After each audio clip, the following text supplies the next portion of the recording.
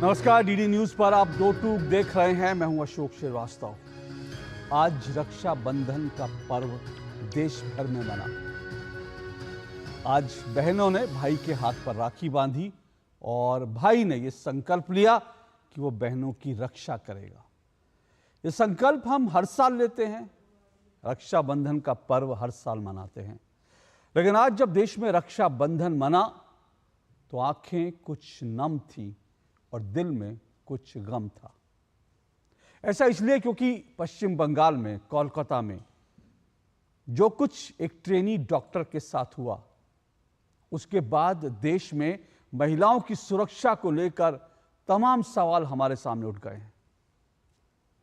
हम अक्सर महिलाओं की सुरक्षा की बात करते हैं, महिला सशक्तिकरण की बात करते हैं, लेकिन देश में बलात्कार के मामले और नृशंसता से बलात्कार के मामले हम रोक नहीं पा रहे हैं। 9 अगस्त को कोलकाता में लेडी डॉक्टर के साथ बलात्कार का मामला हुआ था। उसके बाद पूरा देश आंदोलित है। सिर्फ कोलकाता, पश्चिम बंगाल नहीं, बल्कि पूरा देश आंदोलित है और महिलाओं के लिए इंसाफ की मांग कर रहा है। इस महिला डॉक्टर के लिए इंसाफ की मांग कर रहे हैं। खास करके अगर पश्चिम बंगाल में और मैं कोलकाता की बात करूं तो वहां पर महिलाएं लगातार सड़कों पर उतरी हुई हैं। देश भर के डॉक्टर आंदोलित हैं। देश भर में डॉक्टर न्याय की मांग कर रहे हैं। देश भर में डॉक्टर हड़ताल कर रहे हैं। हालांकि डॉक्टर्स ने इलाज नहीं बंद किया है, लेकिन वो सड़कों पर बैठकर ओपीडी लगा रहे हैं क्योंकि उनको इंसाफ चाहिए। अपनी एक महिला साथी के साथ जो कुछ हुआ, जो नृशंसता हुई, उसको लेकर इंसाफ चाहिए। तो देश भर में हम इस तरह की बातें करते हैं। जैसा मैंने कहा, पूरा देश आंदोलित है। लेकिन आप जानते हैं कि 9 तारीख को जब ये घटना हुई, उसके बाद भी देश में अलग अलग हिस्सों में लगातार महिलाओं से बलात्कार के मामले सामने आ रहे हैं और ये सवाल उठाते हैं हमारी पूरी न्याय व्यवस्था पर, सवाल उठाते हैं हमारे पूरी कानून व्यवस्था पर, सवाल उठाते हैं हमारे पूरे समाज पर कि हमने महिलाओं को किस तरह से हमने एक ऑब्जेक्ट बना दिया है। अब देखिए कि अगर मैं पश्चिम बंगाल की बात करूं, 9 तारीख को जो लेडी डॉक्टर के साथ हुआ, उसके बाद पश्चिम बंगाल में ही 7 दिन के अंदर 7 बलात्कार के मामले हुए। इसके अलावा बिहार में, उत्तर प्रदेश में, तमिलनाडु में, देश के हर हिस्सों से इस तरह की खबर आ रही है, उत्तराखंड में। तो सवाल आज ये है कि हम आखिर महिलाओं को सुरक्षित माहौल क्यों नहीं दे पा रहे हैं। दरअसल होता यह है कि जब कभी भी कहीं बलात्कार का मामला होता है तो राज्य को देखते हुए जो तमाम महिला सांसद भी हैं, आप सोचिए, दुर्भाग्य की बात यह है कि जो महिला सांसद है, महिला एक्टिविस्ट हैं, वो भी पहले देखती हैं कि बलात्कार किस राज्य में हुआ, उसके बाद वो ये तय करती हैं कि उनको विरोध करना है कि नहीं करना, और करना है तो किस हद तक जाकर करना है। इससे ज्यादा दुर्भाग्य की बात क्या हो सकती है कि पश्चिम बंगाल में टीएमसी वो पॉलिटिकल पार्टी है जो ये दावा करती है, और दावा नहीं है, सच है, वो सबसे ज्यादा महिलाओं को टिकट देती है।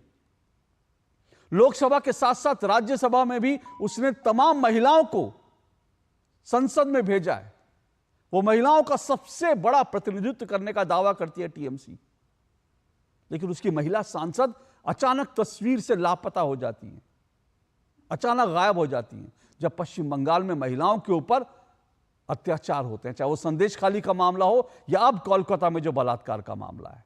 इन दोनों ही मामलों में हमने देखा टीएमसी की महिला सांसद वो बिल्कुल लापता थी, गायब थी। उनके मुंह से कोई शब्द नहीं निकला। जब निकला तो एक आध उन्होंने ट्वीट करा, कभी समाज को दोष दे दिया, कभी कुछ कारण दे दिया, लेकिन सीधे सीधे कोलकाता की इस घटना का विरोध करने का साहस वो नहीं जुटा पाई।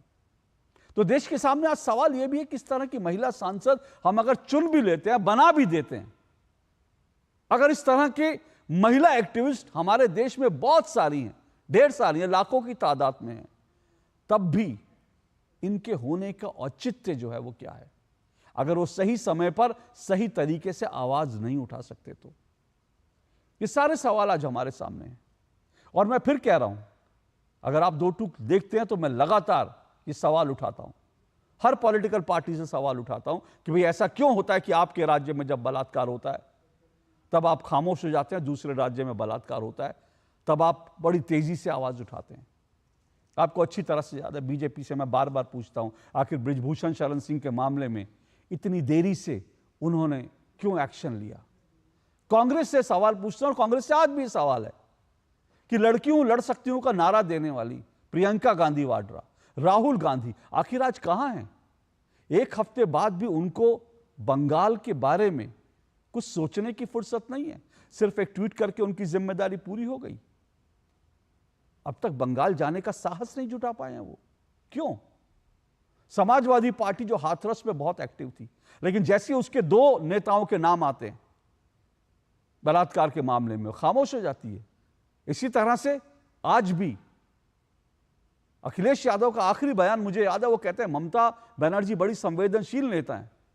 आप सोचिए, पूरा बंगाल उबल रहा है, जो लोग ममता बनर्जी से सवाल पूछ रहे हैं उनको पुलिस के नोटिस जा रहे हैं, महिला डॉक्टरों को धमकाया जा रहा है, और अखिलेश यादव कहते हैं ममता बनर्जी बड़ी संवेदनशील नेता है। इसी तरह से टीएमसी का तो मैंने पहले ही सवाल उठाया, लेफ्ट के नेता आज कहां हैं? वृंदा करात को छोड़कर लेफ्ट के नेता जो बड़े एग्रेसिव माने जाते हैं वो कहां हैं? इस तरह के सवाल तमाम नेताओं से पूछे जाने चाहिए। जब हम महिला सुरक्षा की बात करते हैं, जब रक्षाबंधन पर सब बधाई देते हैं तो सवाल पूछने चाहिए कि हम रक्षाबंधन की बधाई तो दे रहे हैं, लेकिन महिलाओं को देश में सुरक्षित माहौल कब देंगे? मैंने पहले भी कहा और बार बार मैं कह रहा हूं, मेरा स्पष्ट रूप से मानना है कि बलात्कारियों के मन में कानून का, इंसाफ का, न्याय व्यवस्था का कोई डर नहीं रह गया। मैं बार बार कहता हूं, अगर हम ये तय कर लें कि हम अपनी जांच एजेंसियों को इतना सक्षम बनाएंगे, हम अपनी न्याय प्रणाली को ऐसा बनाएंगे कि हम हर महीने कम से कम 4 दुर्दांत बलात्कारियों को फांसी पर लटकाएं, उसके बाद देखिए खौफ होता है कि नहीं होता। लेकिन होता क्या है? हमने 2012 में आखिरी बार एक बलात्कारी को फांसी दी थी, उसके बाद हमने 2020 में बलात्कारी को फांसी दी। निर्भया के मामले में हमें इसको एक फांसी की सजा तक लाते लाते बलात्कारियों को 8 साल लग गए। सोचिए, 8 साल लगते हैं एक बलात्कारी को फांसी पर लटकाने में, और देश में पिछले 20 साल में सिर्फ 2 मामले ऐसे हुए जिसमें बलात्कारियों को सजा दी गई। ऊपर से कभी कभार हमारी न्यायपालिका से इस तरह के केस आते हैं जिसमें हमारे जज साहब कहते हैं कि हर बलात्कारी का भी एक भविष्य होता है, हर पापी का एक भविष्य होता है। हम अगर बलात्कारियों में भविष्य देख रहे हैं तो फिर महिलाओं को सुरक्षा हम किस तरह से देंगे? ये तमाम सवाल हैं जो आज हमें करने चाहिए, हमें उठाने चाहिए। लेकिन जैसा मैंने कहा कि बंगाल बलात्कार के बाद देश के अन्य हिस्सों से भी बलात्कार की तमाम खबरें आ रही हैं, लेकिन बंगाल का मामला इसलिए गरमाया हुआ है क्योंकि वहां पर देश की एकमात्र महिला मुख्यमंत्री पर ये इस तरह के संगीन आरोप लग रहे हैं कि उनकी नाक के नीचे इस बलात्कार के मामले को व्हाइट वॉश करने की साजिश हो रही है। इस बात के आरोप लग रहे हैं कि कहीं ना कहीं ममता बनर्जी की पुलिस ने इस मामले में लापरवाही बरती है, कोताही बरती है। जो पीड़ित परिवार है वो कह रहा है कि हमें ममता बनर्जी और उनकी अब तक की जांच जिस दिशा में जारी है उस पर भरोसा नहीं है। पीड़ित परिवार के वकील कह रहे हैं कि ममता बनर्जी ने हर बलात्कार के मामले के एक रेट फिक्स कर रखा है, न्याय नहीं मिलता, वो रेट मिलता है।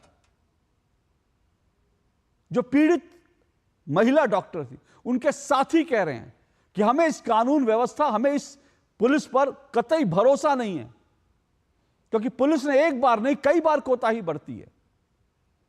कैसे भूल सकते हैं आप 14 अगस्त को जब तमाम डॉक्टर स्ट्राइक कर रहे थे और तमाम डॉक्टर जब प्रदर्शन कर रहे थे, अचानक पुलिस गायब हो जाती है पूरे परिदृश्य से और गुंडे आते हैं, हॉस्पिटल को टेक ओवर कर लेते हैं। और ऐसे वीडियो आते हैं जिसमें गुंडे ये कह रहे हैं कि सेमिनार हॉल चलो, सेमिनार हॉल चलो। ये सेमिनार हॉल क्या है? सेमिनार हॉल वही है जहां इस डॉक्टर की बॉडी मिली थी और जहां तमाम सबूत थे। तो जो गुंडों की भीड़ आती है वो क्यों जाती है सेमिनार हॉल?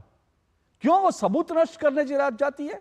और हॉस्पिटल प्रशासन को इतनी जल्दी थी कि जैसे ही बलात्कार का मामला आता है वो हॉस्पिटल में तोड़ फोड़ करके रिनोवेशन करवाने लगता है हॉस्पिटल। और जिस प्रिंसिपल के ऊपर तमाम तरह के आरोप थे, जिस प्रिंसिपल की भूमिका संदिग्ध थी, उस प्रिंसिपल को हटाया जाता है और 4 दिन के अंदर अंदर, माफ कीजिएगा 4 घंटे के अंदर अंदर ममता बनर्जी उनको किसी और बड़ी पोस्ट पर रीइंस्टेट कर देती हैं। सोचिए बंगाल में हो क्या रहा है। जिस व्यक्ति ने डेड बॉडी जलाई, वो व्यक्ति कह रहा है पुलिस ने मुझ पर दबाव डाला कि जल्दी इस बॉडी को हटाओ, जल्दी इस बॉडी को जलाओ। 3 बॉडी पहले और थी जिनको पहले जिनका संस्कार होना था, लेकिन शमशान घाट में पुलिस ने कहा नहीं, पहले इस बॉडी को जलाओ। आखिर क्या वजह थी कि पुलिस इतनी जल्दबाजी में थी?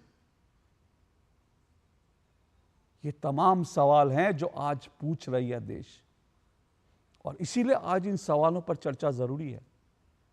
जब हम महिलाओं के न्याय के इंसाफ की बात करते हैं तो हम इतनी तो उम्मीद करते हैं कि देश की अकेली महिला मुख्यमंत्री कम से कम वो एक बलात्कार पीड़ित परिवार को इंसाफ दें, लेकिन इंसाफ हो नहीं रहा है, बल्कि इंसाफ का गला दबाने की साजिशें हो रही हैं, कोशिशें हो रही हैं। और जो लोग इसके विरोध में आवाज उठा रहे हैं उन्हें कोलकाता पुलिस के नोटिस मिल रहे हैं। और नोटिस सोचिए, टीएमसी के एक सांसद ने जब आवाज उठाई उनको भी नोटिस दिया गया है। टीएमसी के अपने सांसद जो हैं ममता बनर्जी के साथी, उन्होंने पुलिस की भूमिका पर सवाल उठाया, उनको भी पुलिस का नोटिस आया और उन्हें अदालत की शरण लेनी पड़ी। उन्होंने अदालत से कहा है कि मेरी सुनवाई कीजिए क्योंकि मुझे पुलिस पर भरोसा नहीं है। आज रक्षाबंधन के दिन इन सब सवालों पर चर्चा होनी चाहिए।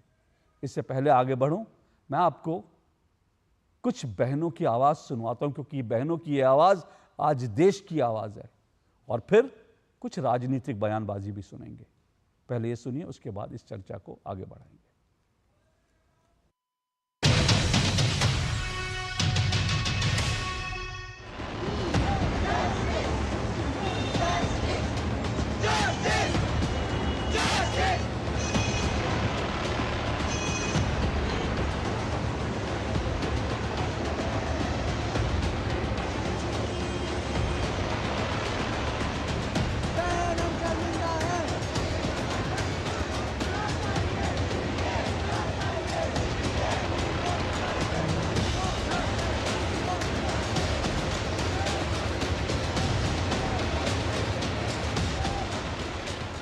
मेरे को जस्टिस चाहिए। ऐसा तो नहीं है रेप पहली बार हो रहा है। आपको 5 दिन लग गया, स्टेट गवर्नमेंट को 5 दिन लग गया उतर के भाषण देने में कि আমরা इनार साथे কথা বলছিলাম, আমরা উনার সাথে কথা। 5 दिन आपको फैब्रिकेट करने में लगा एविडेंस को, या आपको समस्या मतलब समाधान निकाल रहे थे आप क्या बोलना चाह रहे हैं? आपका क्राइम सीन अभी तक सील नहीं है। क्राइम सीन में जो भी आके कुछ भी करके चला जा रहा है। My question is, government hospital is under whose domain? ये किसके डोमेन में आता है? If she can't do anything she should resign. कानून कोई मतलब कानून कुछ भी नहीं कर रहा है। एक लड़की ऑन ड्यूटी में डेट कर गया, उसको रेप कर दिया, फिर भी कुछ नहीं करे तो क्या करे? स्टूडेंट लोगों को निकलना पड़ेगा। हम लोग को सिर्फ एक ही दाबी है, एक ही चाहना है कि जो दोष किया है उसका पनिशमेंट जरूर चाहिए। जिसको सामने लाया जा रहा है हम लोग जानते हैं कि वो दोषी है, लेकिन उसके दोषी होने का कोई प्रूफ अभी तक मिला नहीं है। उसके साथ और कौन कौन दोषी है, क्यों उन लोगों को ढका जा रहा है, क्यों सामने नहीं लाया जा रहा है? हम लोगों का दाबी उसी पर है। जल्दी से जल्दी जो लोग दोषी है उन लोगों को सामने लाया जाए और उन लोगों के लिए शास्ति कठोर से कठोर दिया जाए। ममता जी की नेतृत्व में अगर आप एमपीज और एमएलएज के बयान देखेंगे, विशेषकर जो महिला एमपीज है जो बयान दे रहे हैं, मतलब इतने गलत बयान। मतलब वो कब डॉक्टर बन गए हैं कि वो पूरा पोस्टमार्टम का जो है ना वो एक्सरे करवा कर बोल रहे हैं कि ऐसा नहीं है, ऐसा है। तो ये पूरा जो ममता बनर्जी सरकार का जो पूरा रोल रहा है इसमें, इससे बिल्कुल स्पष्ट है कि ये सरकार की क्रेडिबिलिटी इस केस ने बिल्कुल पर्दाफाश किया कि जीरो है, शून्य है उनका क्रेडिबिलिटी। पूरा एडमिनिस्ट्रेशन है वो कहीं ना कहीं कुछ छुपाने की कोशिश कर रहा है। ममता बनर्जी जो खुद एक महिला मुख्यमंत्री है, वो धरने पर बैठ रही हैं, बार बार बयान दे रही हैं, लेकिन अभी तक भी बंगाल की पुलिस ने कोई फाइंडिंग नहीं निकाली है जिसके बेस पर पूरे मामले की जांच करके आगे बढ़ाया जा सके। बहुत शर्म की बात है। ये टीएमसी के ज़माने में, ममता बनर्जी के ज़माने में जिस तरह से महिला के ऊपर अत्याचार हो रहे, धर्षण, गंधर्षण, विवस्त्र करके गांव में घुमाना, कैंगरू कोर्ट, सालिसी सभा जिसको बोलते हैं, तो इसमें कोई लॉ एंड ऑर्डर नहीं है। कोई भी कुछ कर सकता है और कोई विचार नहीं होगा। आप अगर थाना में जाइए, थाना में ममता बनर्जी की पुलिस, जो पुलिस मंत्री भी है, पुलिस आपका FIR नहीं लेगा, एक सिंपल डायरी नहीं लेगा। तो जहाँ लॉ एंड ऑर्डर ही नहीं है वहाँ पर तो आप कैसे आप हर केस में तो आप CBI का दावा तो नहीं कर सकेंगे, क्योंकि सिक्योरिटी नहीं है। कुछ भी टाइम कुछ भी हो सकता है।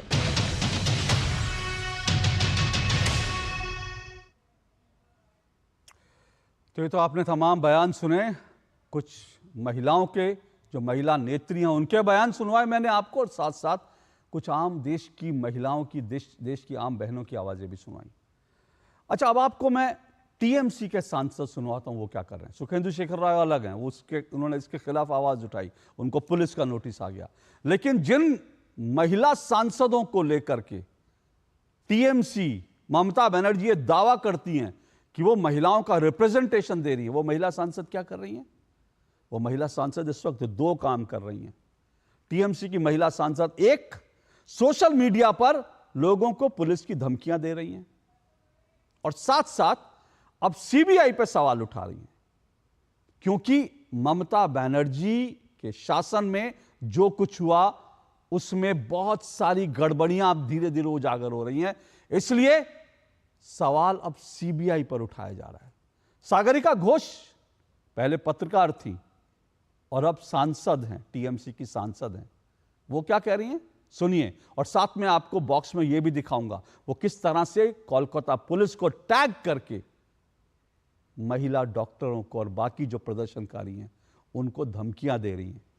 कोलकाता पुलिस को टैग करके कह रही हैं कि देखिए ये ऐसे ट्वीट कर रहे हैं, ये ऐसे ट्वीट कर रहे हैं, इनके खिलाफ एक्शन लीजिए। सुनिए जरा सागरिका घोष को।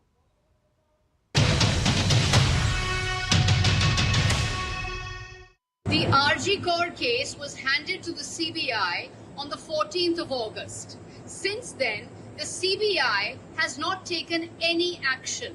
It is the Kolkata police which has arrested the prime accused within 24 hours. The CBI has not summoned even a single suspect for questioning. Why this inaction and silence on the part of the CBI?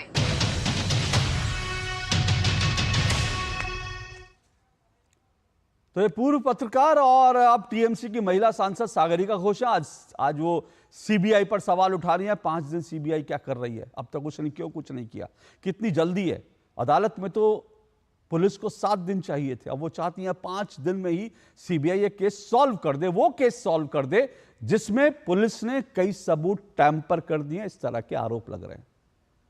और सागरिका घोष लगातार tweet कर रही हैं और ये बता रही हैं कोलकाता पुलिस को कि देखिए ये आदमी फेक न्यूज फैला रहा है, ये आदमी फेक न्यूज फैला रहा है। जबकि सागरिका घोष एक पत्रकार के रूप में कई बार, दर्जनों बार फेक न्यूज फैलाते हुए पकड़ी गई हैं, और ना सिर्फ फेक न्यूज फैलाते पकड़ी गई हैं, उन्होंने अपनी फेक न्यूज को कभी डिलीट तक नहीं किया।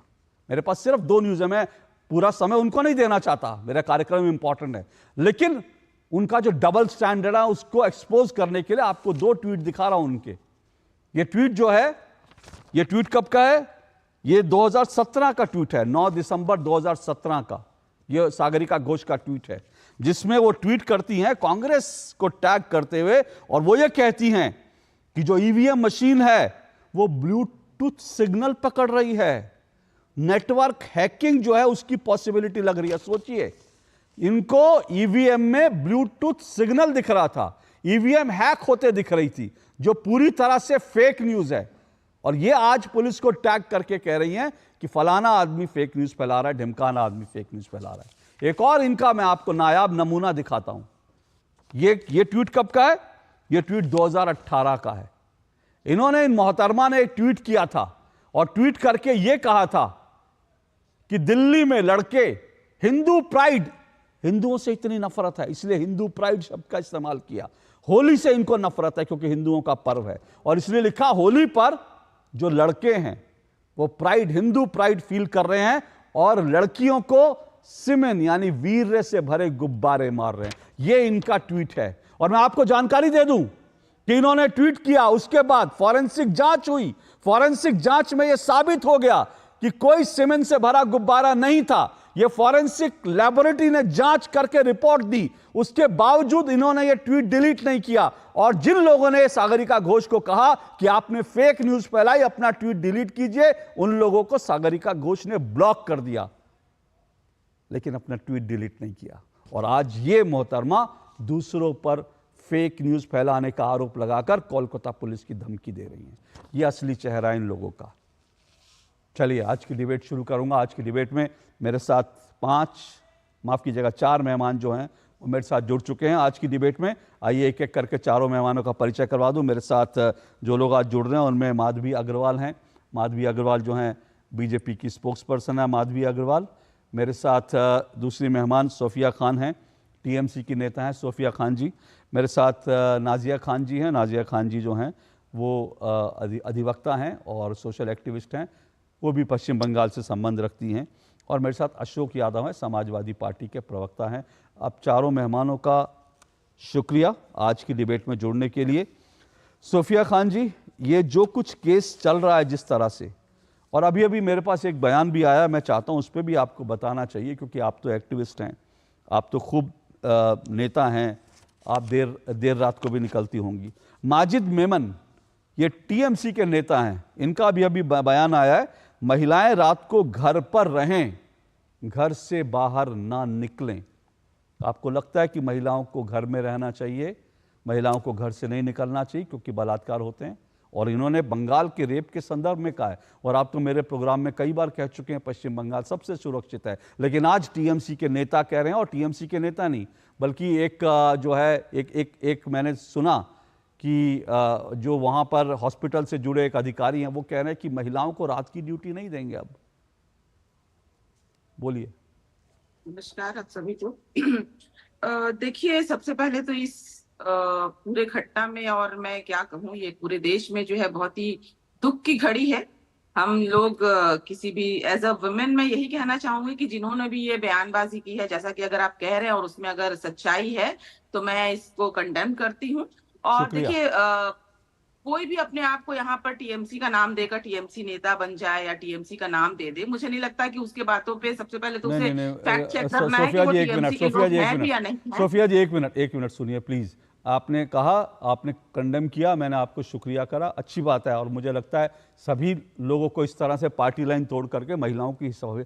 लेकिन जिनको आप कह रही हैं, माजिद मेमन, ये देश के बहुत बड़े नेता हैं, पहले समाज बड़े वकील हैं, और पहले इनका ट्विटर प्रोफाइल, और इनको राज्यसभा में भेजा गया था, राज्यसभा सांसद रह चुके हैं, पहले समाजवादी पार्टी में थे, अब घूम फिर कर टीएमसी में आ गए। ऐसे छोटे मोटे नेता नहीं है। अशोक जी, मेरी पूरी बातों को जरा पूरा होने दीजिए, मैं उसी पर आ रही थी। देखिए, ये उनकी अपनी सोच हो सकती है जिसके लिए मैंने ये कंडेम किया, क्योंकि ये अपना एक, देखिए, पार्टी से परे एक अपना पर्सनल ओपिनियन हो सकता है, तो मैं उनके ओपिनियन को खंडन करती हूँ और मैं कंडेम करती हूँ। उन्होंने अपने व्यक्तिगत विचार को जाहिर किया है, भले हो सकता है वो टीएमसी के नेता होंगे या जो कोई भी होंगे, ये उनके अपने पर्सनल विचार है। ये ममता बनर्जी ने नहीं कहा है उनको कहीं भी इस तरह के बातों को बोलने के लिए। और दूसरी बात है, ये बहुत ही दुखद अभी फिलहाल माहौल देखने के बाद मुझे नहीं लगता इस तरीके की कोई भी ऐसे बयानबाजी आई है कि औरतों को रात में ड्यूटी नहीं दिया जाएगा। अलबत्ता ममता बनर्जी ने कहा है या प्रशासन ने कहा है कि हम सुरक्षा जरूर बढ़ा देंगे, हम जो सिक्योरिटीज है वो बढ़ा देंगे। इस बारे में मैंने सुना है। बाकी चीजें क्या, किसने, देखिए बातें तो बहुत सारी हो रही है, चूंकि ये देश में पूरी तरीके से एक प्रोटेस्ट हो रहा है, कई चीज फैक्ट है और कई चीज जो है प्रोपेगेंडा बनाया जा रहा है, ये हम सब जानते हैं। और बहुत सारी चीजें हैं जो सोशल मीडिया पर अफवाह भी फैलाई जा रही है, ये भी हम सब जानते हैं। और ठीक है, ये देखिए, ऑपोजिशन को एक मौका मिला है वो इस चीज को लेकर खेल रहे हैं। देखिए, हमें अभी अपने आप को डिफेंड नहीं कर रहे, मैं यहाँ पर पार्टी को डिफेंड करने के लिए नहीं आई हूँ, बल्कि मैं ये चाहती हूँ एज अ वुमेन कि बैठकर विचार किया जाए कि आने वाले समय में इस चीजों को कैसे रोका जाए। क्योंकि सिर्फ ये बंगाल का मसला नहीं है, ये गुजरात का मसला नहीं है, ये असम का मसला नहीं है, बल्कि पूरे इंडिया का मसला है कि पूरे इंडिया में जो है, क्योंकि देखिए इस चीज से हम डिनाई नहीं कर सकते कि इससे पहले कोलकाता एनसीआरबी रिपोर्ट के हिसाब से 3 साल की रिपोर्ट में, मैं नहीं कह रही हूँ, एनसीआरबी रिपोर्ट कह रहा है सेफेस्ट था, लेकिन बहुत ही दुख के साथ मुझे कहना पड़ रहा है कि अगर कोलकाता में भी अगर ये घटना घटी है, तब मुझे लगता है ये एक बहुत सोचने की बात है कि पूरे देश में अगर कलकत्ते में औरतें अगर सुरक्षित अब नहीं होंगी, तो मुझे लगता है कि और कहीं भी नहीं हो सकती। तो मुझे लगता है हमें उठकर सोचना होगा कि हमें जो भी कल्प्रिट है, जो एक्यूज्ड है, जो कल्प्रिट है, जो दोषी हैं, उनको इतनी ज्यादा कड़ी सजा दी जाए कि वो लोग आगे चल के वो बंगाल में करें या किसी भी राज्य में करें, वो कभी सोचे भी ना। मुझे लगता है कि हमें राज्य और केंद्र को पॉलिटिकल चीजों से हटकर हमें अब जो सॉल्यूशन है उस पर बात करनी चाहिए। बाकी मैं किसी भी तरीके से मैं नहीं कह रही हूँ कि यहाँ पर कोई दोष नहीं हुआ है। हो सकता है कि हमारा कोई दोष होगा, हो सकता है कि हमारी कोई कमी रह गई होगी, लेकिन मैं ये भी नहीं कहूंगी। देखिए, सबसे बड़ी अच्छी बात यह है कि मैंने कई राज्यों में देखा, मैं कोई पुरानी बात नहीं करना चाहती, फिर भी इस संदर्भ में बोलना पड़ रहा है। हाथरस की घटना देखिए आप, मणिपुर में जो चीजें हुई या महिला पहलवानों के साथ हुई, तो जितने भी वहां के जो चीफ मिनिस्टर थे वो कभी भी सामने नहीं आए, लेकिन ममता बनर्जी दूसरे ही दिन आकर वो प्रेस के सामने थी, वो प्रेस के मुंह नहीं छुपा रही थी, सोफिया जी रुकिए, सोफिया जी रुकिए, इनफैक्ट ममता बनर्जी सोफिया जी रुकिए, इंसाफ हो सके। सोफिया जी रुकिए, आपने बहुत सारी ऐसी बातें की जिसको मैं फैक्चुअली मैं उसको करेक्ट कर सकता था, लेकिन मैं नहीं रुका। मैंने कहा ठीक है, आपने कहा, आपने शुरू में कम से कम एक बात मानी, इसलिए मैं आपको जो है ना बहुत ज़्यादा, मैं आज इस माहौल में नहीं, इस मूड में मैं नहीं हूँ कि मैं बहुत ज़्यादा किसी को अटैक करूँ और वो, लेकिन मैं फैक्चुअली बहुत सारी चीज़ें लेकर बैठा हूँ और मैं आपको बहुत जगह फैक्चुअली काट सकता था, लेकिन मैं अभी उस पर नहीं जाऊँगा। लेकिन जो आपने कहा ना, मैंने शुरू में ही कहा, मैंने कहा हर राज्य में बलात्कार होते हैं और ये बड़े दुख की बात है, पॉलिटिकल पार्टियां इसमें जिस तरह की उनकी भूमिका होती है। लेकिन ममता दीदी को इतना मत चढ़ाइए प्लीज़। ममता दीदी सड़क पर आ गई हैं, ममता दीदी ने बड़ा सामने आ गई, सामने नहीं आती तो क्या करती, घर में छिपी रहती क्या? अगर वो सड़क पर उतरी तो सड़क पर क्यों उतरी? क्योंकि उनके ऊपर बहुत गंभीर आरोप लग रहे थे, उनकी पुलिस पर बहुत गंभीर आरोप लग रहे थे। जिस प्रिंसिपल को बचाने की वो कोशिश कर रही थी, जिनको 4 घंटे में जो है तुरंत प्रमोशन देकर भेज दिया, जिसकी भूमिका भी आज सीबीआई जांच कर रही है, उसको 4 घंटे में प्रमोशन देकर भेज दिया, उसको लेकर ममता बनर्जी गिरी हुई थी और ये सिर्फ फेस सेविंग एक्सरसाइज थी। तो उन्होंने कोई तीर नहीं मारा है, उन्होंने कोई तीर नहीं मारा है। पश्चिम बंगाल में आप देखिए, बच्चियां सड़क पर उतर के क्या, किसी पॉलिटिकल पार्टी की नहीं है। मैंने देखा छोटी 17-18 साल की बच्चियों से लेकर 80 वर्ष की जो है वृद्ध महिलाएं, वो सड़क पर उतरकर जिस तरह से बोल रही हैं, वो कोई किसी पॉलिटिकल पार्टी के नेता नहीं है। तो इसलिए जो है प्लीज, मतलब ममता बनर्जी ने ऐसा कुछ नहीं करा कि उनकी पीठ थपथपाई जाए। उनके हमारे सामने आज जो सवाल है, उन सवालों का जवाब ममता बनर्जी को देना ही चाहिए, उनके प्रशासन को देना ही चाहिए। पर माधवी जी, उन्होंने कहा एक उन्होंने शब्द का इस्तेमाल किया कि विपक्षी पार्टियों को खेलने का मौका मिल गया है। मुझे नहीं पता ये शब्द ऐसे समय में उनको लेना चाहिए था, नहीं लेना चाहिए था, लेकिन एक चीज थोड़ा सा लगती है, बीजेपी इस्तीफे की बात कर रही है।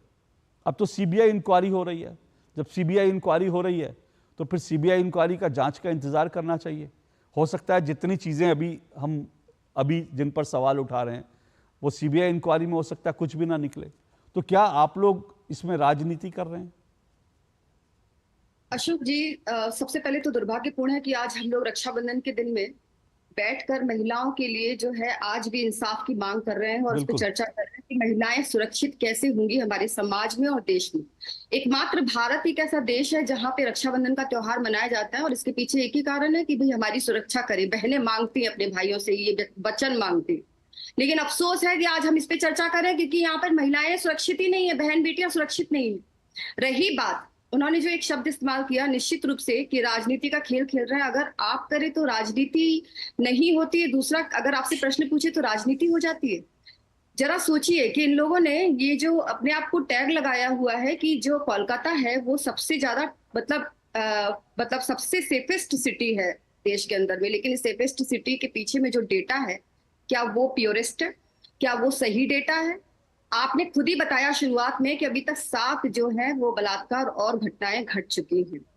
मैं आपको बताऊं अशोक जी कि ये जो मामला इतना ज्यादा एग्रेशन से आ गया सबके सामने, इसके पीछे कारण ये था कि ये जो घटना जहां घटित हुई है वो घटना देश के, या कह सकते हैं कि सबसे सुरक्षित जगह जो मानी जाती है, हॉस्पिटल, वहां पे घटित हुई है और एक डॉक्टर के साथ हुई है। सबसे बड़ी बात है कि जहां पे सारे मरीज अपनी स्थिति, मतलब किस स्थिति में होते हैं मरीज, जहां दुर्बल अवस्था में होते हैं, वहां उनका इलाज चलता है और वहां ऐसी घटना घटित हो जा रही है, तो ये बहुत बड़ा प्रश्न उठाता है कि प्रशासन जो है वो किस तरीके का है। अगर इसके पहले हम थोड़ा सा जाएं तो हम ये देखेंगे कि निश्चित रूप से ये जो लगातार इसमें जो राजनीति हो रही थी, राजनीति तो विपक्ष नहीं कर रहा है या भाजपा नहीं कर रही है, राजनीति तो तब हुई जब आपने डॉक्टर संदीप घोष को 2 बार नियुक्त कर दिया, जब आपके स्वास्थ्य विभागों ने उनका जो है उनको हटाने की कोशिश की। उसके बाद राजनीति तो तब हुई जब 4 दिन तक पूरे देश में प्रोटेस्ट हुआ बहुत ज्यादा, और उसके बाद में उन्होंने इस्तीफा दिया और फिर उन्हें नेशनल मेडिकल इंस्टीट्यूट में वापस से उनको फिर से बना दिया गया, मतलब प्रिंसिपल। तो राजनीति तो यहाँ से हो रही है। आप मुझे बताइए कि जो डॉक्टर रास्ते में बैठकर प्रोटेस्ट कर रहे हैं, जो लड़कियां, जो स्टूडेंट्स रास्ते में बैठकर जो प्रोटेस्ट कर रही हैं, जो इतनी बारिश में भी जो खिलाड़ी प्रोटेस्ट कर रहे हैं, वो राजनीति कर रहे हैं क्या? फिर तो उन्हें भी आप लोग किसी पार्टी का नाम दे दीजिए।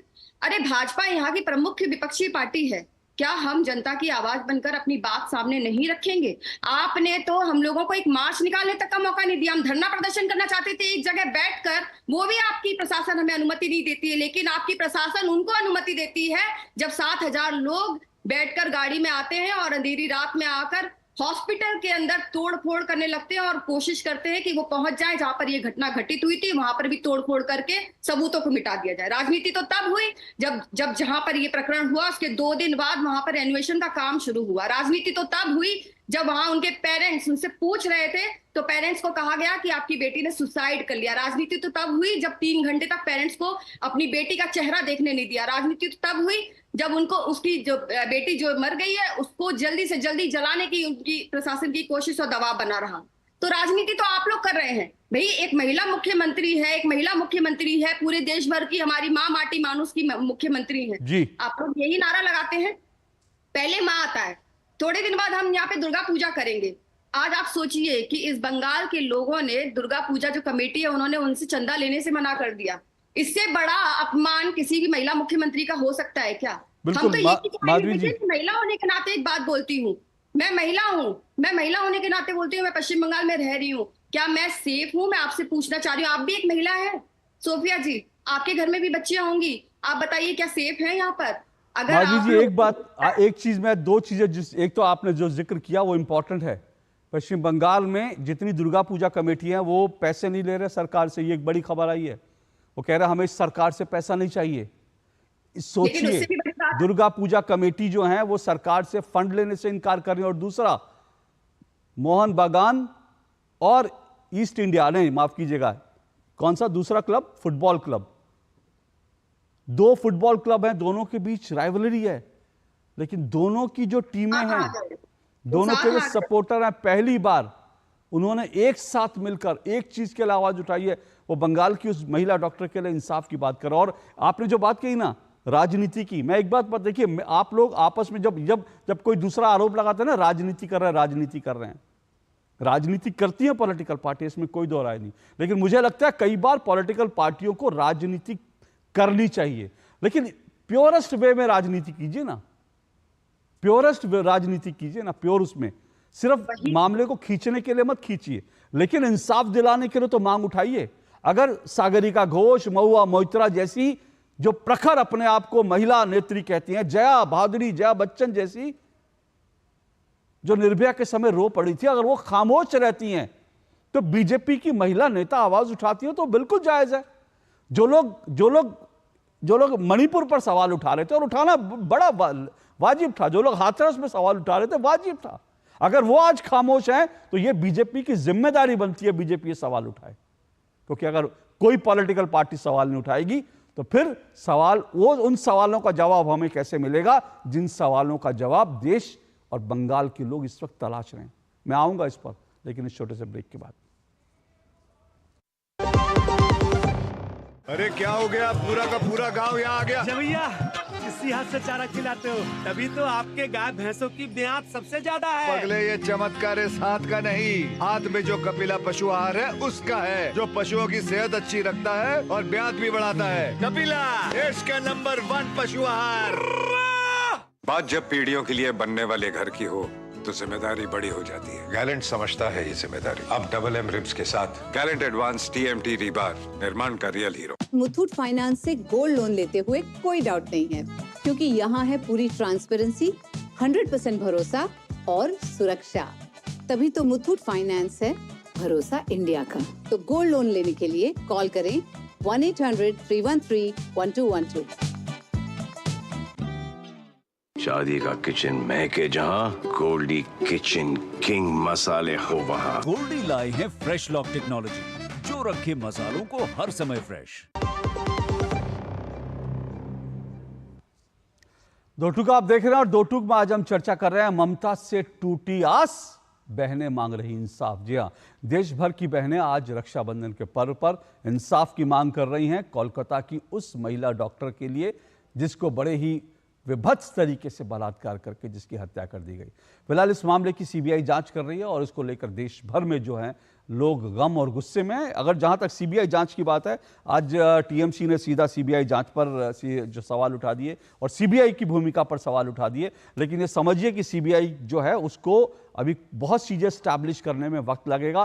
फिलहाल CBI ने जो है, जो इसमें मुख्य जो व्यक्ति है जिसने बलात्कार की बात स्वीकार कर ली है, उसका पॉलीग्राफी टेस्ट जो है वो कराने के लिए अनुमति CBI को मिल गई है।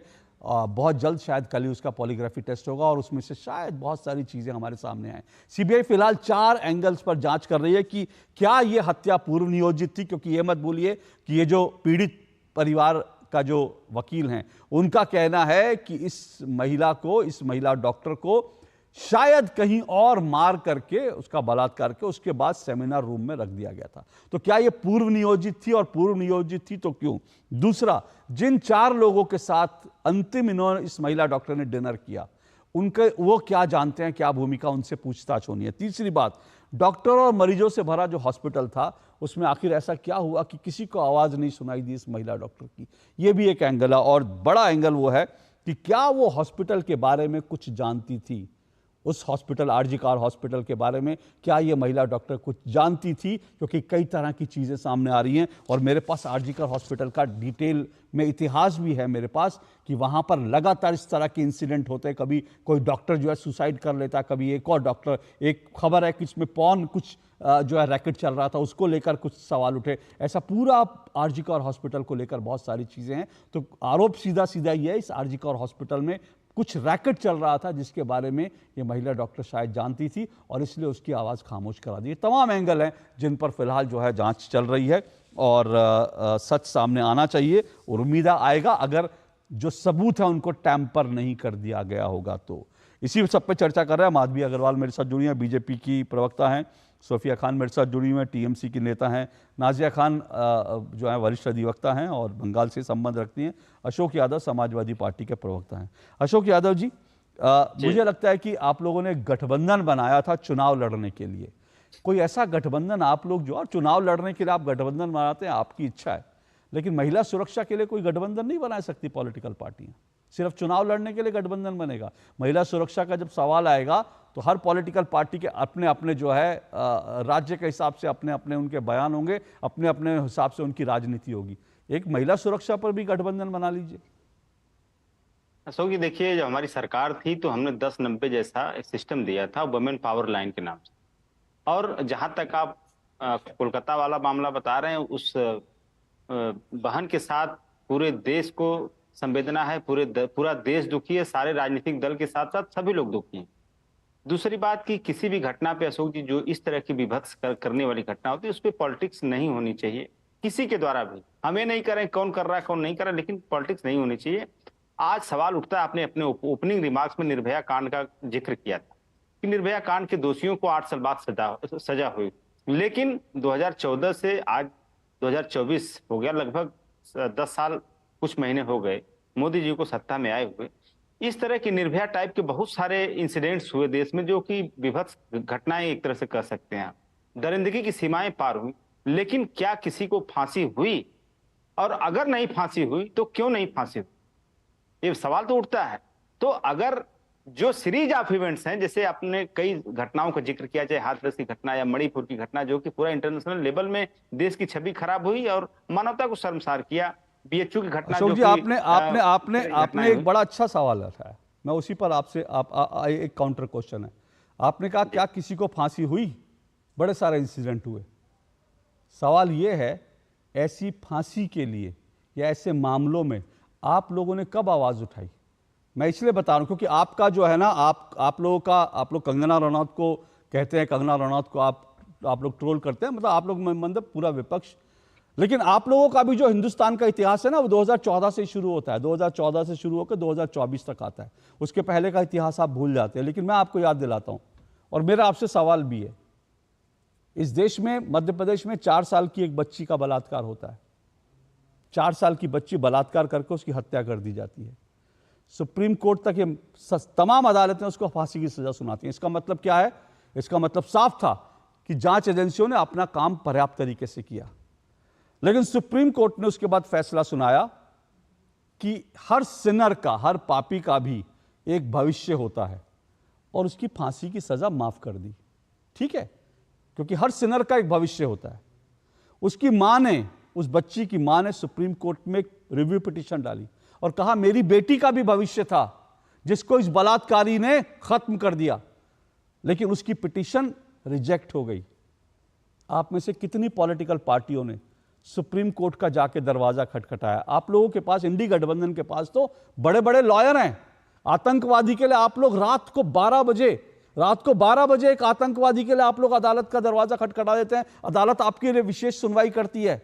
मुझे बताइए, आप लोगों के बड़े बड़े वकील किसी ने भी उस मामले में जाकर कहा कि नहीं, बलात्कारी का कोई भविष्य नहीं होना चाहिए? बताइए। देखिए अशोक जी, जो घटना का आप जिक्र कर रहे हैं, चूंकि अब इस देश में सर्वोच्च न्यायालय से बढ़कर के कोई न्यायालय नहीं, तो सर्वोच्च न्यायालय की बात पे सवाल उठाना मुझे लगता है कि ठीक नहीं है। नहीं, बिल्कुल नहीं, बिल्कुल मैं भी सवाल उठाना। अशोक जी, आप बिल्कुल सही कह रहे हैं, मेरी भी हैसियत नहीं है सर्वोच्च न्यायालय को लेकर। लेकिन राम मंदिर का फैसला आता है तो सर्वोच्च न्यायालय पे सवाल उठाया जाता है। पेगासस पर सर्वोच्च न्यायालय करता है तब तो आप लोग सवाल उठाते हैं। ठीक है, इसी तरह से सीए पर सर्वोच्च न्यायालय कुछ कहता है तब तो आप सवाल उठाते हैं। अभी जो है, अभी जम्मू कश्मीर को लेकर सीए, ये जब सुप्रीम कोर्ट का फैसला आया तब तो आपके गठबंधन की पार्टी कहती है कि जो है हम अभी भी मांग करेंगे 370 हटाने की। आपकी सहयोगी पार्टियां करती हैं। अभी उमर अब्दुल्ला ने कहा है कि हम जब वापस आएंगे, हमारी अगर जम्मू कश्मीर में सरकार बनेगी तो हम पहला रिजोल्यूशन ये पास करेंगे 370 की वापसी हो। जबकि सुप्रीम कोर्ट ने कहा कि वो फैसला बिल्कुल सही था। तब तो आप लोग नहीं कहते कि सुप्रीम कोर्ट का फैसला है अंतिम फैसला है।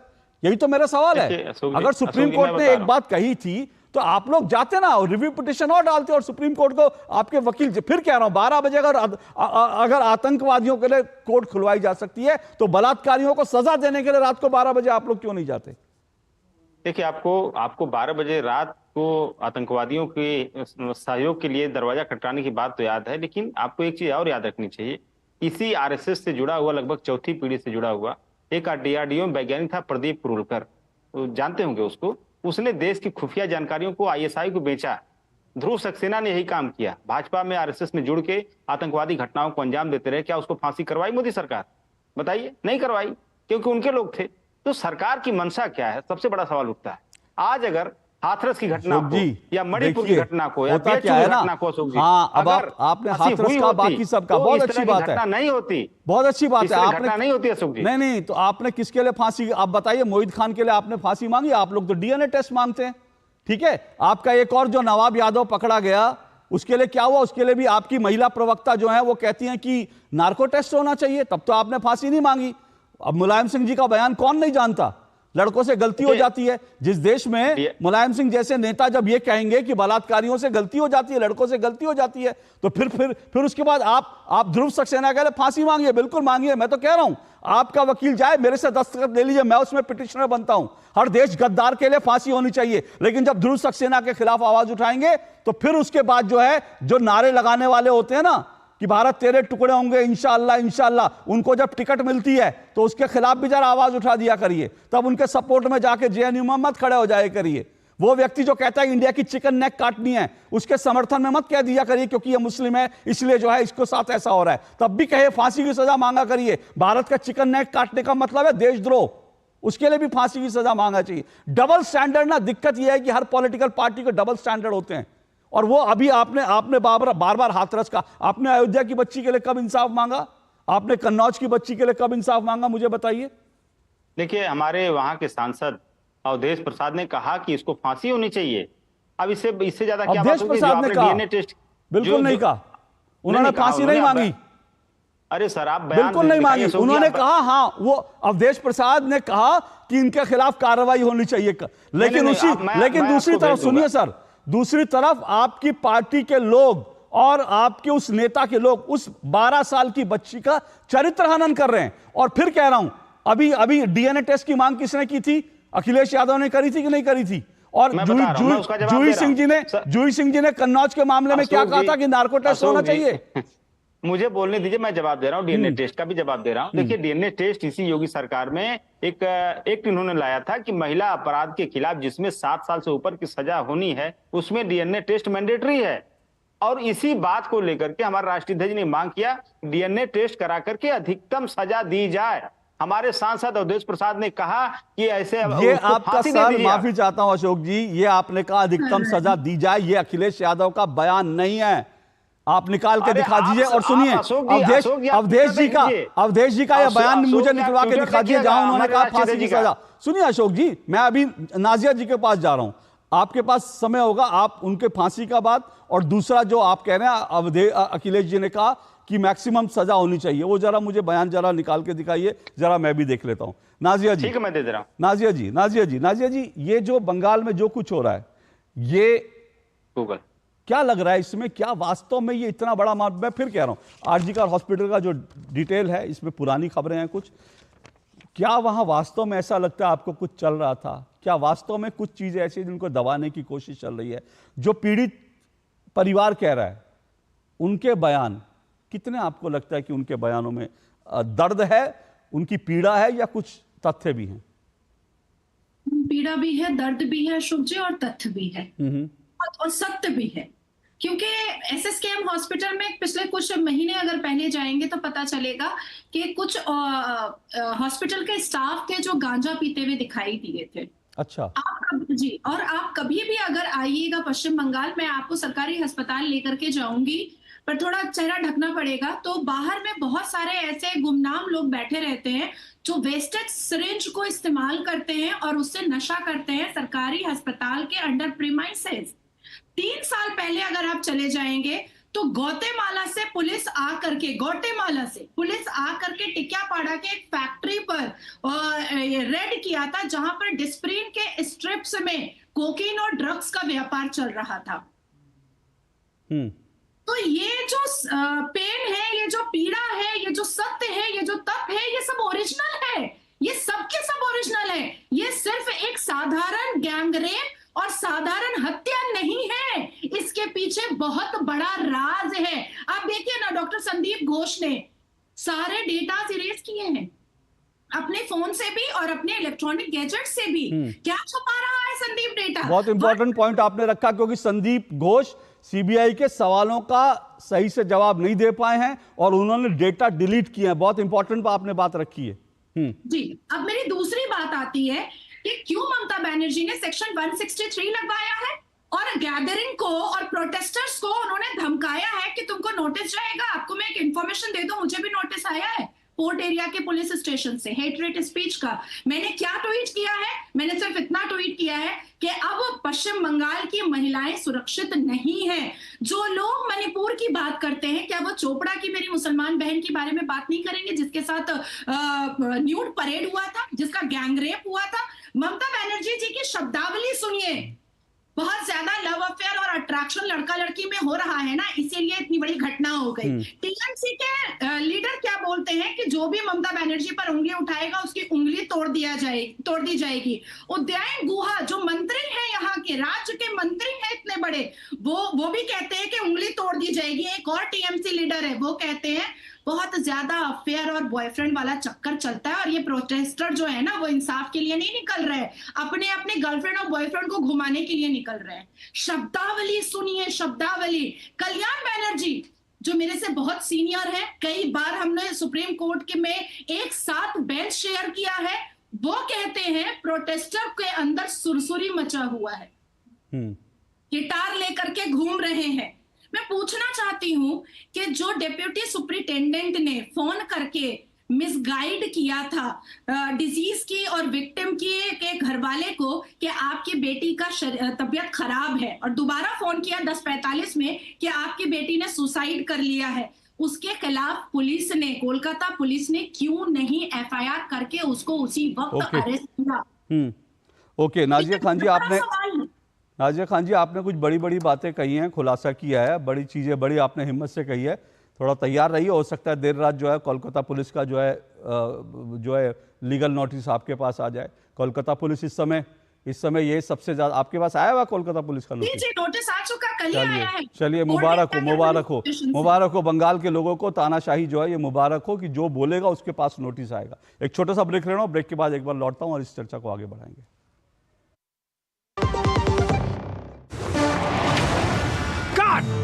सुरक्षा की गारंटी हर चीज में जरूरी है, चाहे वो मुश्किल स्टंट हो या अच्छी फसल। इसलिए ले आइए IIL के ट्रैक्टर ब्रांड का शिनबा, जो देता है सुंडी और ट्रिप से सुरक्षा की गारंटी। तुझे तगड़ा इंसेंटिव मिला है, क्या प्लान है? सोच रहा हूँ गवर्नमेंट सिक्योरिटीज में इन्वेस्ट करूं। बिल्कुल सही सोच रहे हैं आप। अब गवर्नमेंट सिक्योरिटीज में इन्वेस्ट करना आसान हो गया है। पर कैसे? RBI रिटेल डायरेक्ट स्कीम में बिना ब्रोकर के आप इन्वेस्ट कर सकते हैं और आपको आपकी पूंजी पर मिलेगी रिटर्न्स। RBI पोर्टल पर जाइए, मुफ्त में अकाउंट खोलिए और अपने बैंक खाते से सीधे पैसे इन्वेस्ट कीजिए। सुरक्षित, आसान। रिटायरमेंट के बाद मैं भी यही इन्वेस्ट करूँ। बहुत सही कह रहे हैं आप। RBI कहता है जानकार बनिए, सतर्क रहिए। बात जब पीढ़ियों के लिए बनने वाले घर की हो तो जिम्मेदारी बड़ी हो जाती है। गैलेंट समझता है ये जिम्मेदारी। अब MM रिब्स के साथ गैलेंट एडवांस TMT रीबार, निर्माण का रियल हीरो। शादी का किचन महके जहां, गोल्डी किचन किंग मसाले हो वहां। गोल्डी लाए हैं फ्रेश लॉक टेक्नोलॉजी, जो रखे मसालों को हर समय फ्रेश। चलिए, दो टूक आप देख रहे हैं। दो टूक में हम बात कर रहे हैं कि ममता से टूटी आस, बहनें मांग रही इंसाफ, कोलकाता में जो कुछ हो उसी को लेकर चर्चा कर रहे हैं। मेरे साथ 4 मेहमान जुड़े हुए हैं। जल्दी से अवधेश जी, माफ कीजिएगा अशोक जी, मुझे तो ऐसा कोई बयान नहीं मिला। हाँ बताइए, अवधेश प्रसाद जी ने कब फांसी की मांग की? मैंने भी तुरंत मैं सर दोनों बता दे रहा हूँ, मैं दोनों बता दे रहा हूँ। मुझे बताइए। देखिए, पहले तो मैं अपने राष्ट्रीय अध्यक्ष जी का बयान नहीं, अवधेश जी का फांसी की मांग नहीं पहले अरे दोनों एक एक करके हो जाए ना, एक एक चीज। देखिए, अब आपको ना दिख रहा तो मैं पढ़ के सुना देता हूँ। बताइए, पढ़ के सुनाइए जल्दी से। हाँ, 3:18 पे ये 3 अगस्त का ट्वीट है राष्ट्रीय अध्यक्ष का कि कुकृत्य के मामले में जिन पर भी आरोप लगा उनका DNA टेस्ट कराकर इंसाफ का रास्ता निकाला जाए, न केवल आरोप लगाकर सियासत की जाए। हाँ। जो भी दोषी हो उसे कानून के हिसाब से पूरी सजा दी जाए। जिन पर आरोप लगाया DNA, ये सर अब जितनी मेरी हिंदी समझ है, और मैं हिंदी का विद्यार्थी रहा हूं, जितनी मेरी हिंदी समझ है, वो ये मांग नहीं कर रहा कि जो आरोपी आपकी पार्टी का उसके खिलाफ कड़ा एक्शन लिया जाए। वो ये कह रहा है कि उसके बचाव के लिए क्या कुछ हो सकता है, DNA करा के। पूरी नहीं होने दिए सर, कानून की जानकार नाजिया जी से कानूनी भाषा में समझ लीजिए, मेरे से हिंदी भाषा में समझ लीजिए, इसका कतई अर्थ नहीं निकलता। चलिए ओके, चलिए छोड़ देते हैं, समय कम है। अवधेश प्रसाद, आप बात को घुमा रहे हैं। नहीं, मैं तो सही बता रहा हूं। नहीं, अवधेश प्रसाद जी का बताइए। देखिए, उन्होंने कहा जो भी दोषी उसे कानून के हिसाब से जो भी दोषी हो, आपने ये नहीं कहा मोहित खान अगर दोषी हो तो उनके जो भी दोषी हो। नहीं, मोहित खान दोषी है। सर, मोहित खान का नाम लेने में इतना डर क्यों लगता है? नहीं, डर पूरा परिवार, पूरा पीड़ित परिवार मोहित खान का नाम ले रहा है। डर की बात ही नहीं है। अच्छा अवधेश, अच्छा चलिए, अवधेश जी का निकालिए फांसी की मांग। DNA टेस्ट, अवधेश जी का फांसी की मांग। अवधेश जी का भी मैं निकाल दे रहा हूँ। अवधेश जी का भी मैं निकाल दे रहा हूँ। सर, अवधेश जी का कोई बयान नहीं है, मैं देख चुका हूँ। फांसी की मांग उन्होंने कहा है कि हाँ सजा होनी चाहिए, सजा होनी चाहिए आरोपी जो हो। सर, ये व्हाइट वॉश है सर, समझा कीजिए। ओके, कंटिन्यू रखिए, मैं भी दिखा रहा हूँ। सर, मेरा क्या आप जितना मैं देख चुका हूँ, पूरा बयान कहीं नहीं है, मेरे पास सारी खबरें यहां पर है। ओके, सोफिया जी, बहुत जल्दी से आपसे समझना चाहता हूं। सोफिया जी, सुखेंदु शेखर रॉय TMC के सांसद हैं, वो कोर्ट में गए हैं क्योंकि उन्होंने कहा था कि इस मामले में ठीक से काम नहीं हो रहा है, और उनको तक पुलिस की जो है वो नोटिस आ गया। क्या ये तानाशाही नहीं है? कि एक टीएमसी के सांसद को अदालत में जाना पड़ रहा है, अपनी शरण लेनी पड़ रही है कि भैया मेरे खिलाफ क्या हो रहा है? अशोक जी, सबसे पहले तो मैं बहुत सहनशीलता के साथ सुन रही थी, लेकिन मेरा सवाल मेरी दो बहनों से है जो यहाँ पर बैठी भी हैं। उन्होंने विक्टिम प्ले किया और सरकार पर दोष लगाया। ठीक है, आप अपने जगह पर ठीक है, लेकिन किसी भी बहन ने जनता को ये बताने की कोशिश नहीं की कि सीबीआई की जांच हो चुकी है और संजय राव नामक जो एक सिविल सोफिया जी, जांच चल रही है, हो नहीं चुकी है। नहीं, आप सुनिए, गलत, आप सीबीआई की जांच चल रही है, हो नहीं रही है। जनता को फैक्ट से मैं आगाह करवा रही हूँ। प्लीज मुझे 2 मिनट दीजिए, 2 मिनट समय दीजिए। अगर मैं गलत होंगी तो आप जरूर वहां पे टोकिए। यहाँ पर किसी ने भी सॉल्यूशन के बारे में बात नहीं की। प्रॉब्लम तो बहुत सारे हैं, सॉल्यूशन क्या होना चाहिए? फास्ट ट्रैक कोर्ट की मांग करनी चाहिए हमारी बहनों को। हमें मांग करना चाहिए कि सुप्रीम कोर्ट एक कार्रवाई करे, सुप्रीम कोर्ट इसके ऊपर एक ओके, आ रहा हूँ, एक एक करके आ रहा हूँ, ओके, एक एक करके आ रहा हूँ, सुनिए, एक एक करके आ रहा हूँ, मेरे पास समय। माधवी जी आपने, एक मिनट, माधवी जी आपने सोल्यूशन की बात नहीं, ओके, एक एक करके, जिससे मैं नाम लूं सिर्फ उसी की आवाज, जल्दी से। माधवी जी वो कह रही है आपने सोल्यूशन की बात नहीं की, हालांकि सोफिया जी आपकी जानकारी के लिए कल सुप्रीम कोर्ट में इसकी सुनवाई हो रही है। माधवी जी जल्दी से। देखिए, सोल्यूशन की बात ऐसी है कि ये लोग सारी बात तो ले जाके केंद्र सरकार पे जो भी कुछ होता है तो सीधे प्रधानमंत्री जी से सवाल करने लग जाते हैं। देखिए, सोल्यूशन तो ये है कि जब आपकी प्रशासन जिस चीज की जिम्मेदारी लेती है, अगर आपका हॉस्पिटल सही तरीके से लोगों को व्यवस्था नहीं दे पा रहा है, हॉस्पिटल में डॉक्टर को 36 घंटे की ड्यूटी करने के बाद एक सोने की व्यवस्था नहीं दे पा रहा है, वहां पे सीसी कैमरे ठीक से तरीके से लगा नहीं पा रहा है, तो सोल्यूशन तो यहाँ से शुरू होता है कि जहां से आप महिलाओं को सुरक्षा अपनी जगह से देना शुरू करें।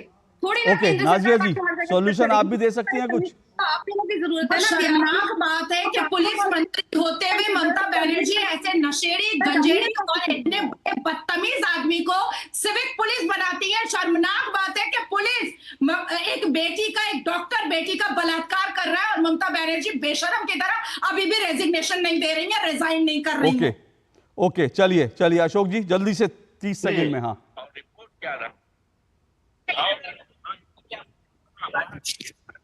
सर पढ़कर बताइए, सर पढ़कर बताइए, आप आवाज नहीं आ पाएगी, पढ़कर बताइए। देखिए, इसमें मैं बता दे रहा हूं आपको, एक घटना ये जो है द इकोनॉमिक्स टाइम्स में 5 अगस्त 2024 का है। इसमें इन्होंने कहा कि दोषी को फांसी की सजा भी दी जाए। 5 अगस्त को कहा दोषी को फांसी की सजा भी मिल जाए। अच्छा ठीक है, मैं भी चेक कर लेता हूं, लेकिन जो है अखिलेश जी का एक बयान मेरे सामने बार बार आ रहा है और वो बयान है ममता दीदी बड़ी संवेदनशील हैं। जरा उनसे, ममता दीदी से भी एक बार मांग कर लीजिए कि फांसी की सजा इसमें भी हो जाए। मुझे लगता है देश इसका इंतजार करेगा। लेकिन आज मेरे पास समय इतना ही है, पर मैं फिर कहूंगा कि बलात्कार को लेकर के राजनीति जो है वो उतनी हो जहां पर न्याय की बात हो। इससे ज्यादा राजनीति जो है, क्योंकि वो होती है इस देश में, लेकिन बहनों को हम सुरक्षा कैसे दे पाएं वो एक बड़ा सवाल है। पर हां, बंगाल में अगर सबूतों को डिस्ट्रॉय किया जा रहा है जैसे आरोप लग रहे हैं, और अगर आरजी कर हॉस्पिटल का इतिहास है और अगर कुछ छुपाने की कोशिश हो रही है, तो सीबीआई जांच का हमें इंतजार करना चाहिए। कल सुप्रीम कोर्ट में भी सुनवाई है और फिर कह रहा हूं, सुखेंदु शेखर रॉय के साथ जो कुछ हो रहा है वो दिखा रहा है कि देश में असली तानाशाही कहां है। आज के लिए इतना ही, नमस्कार।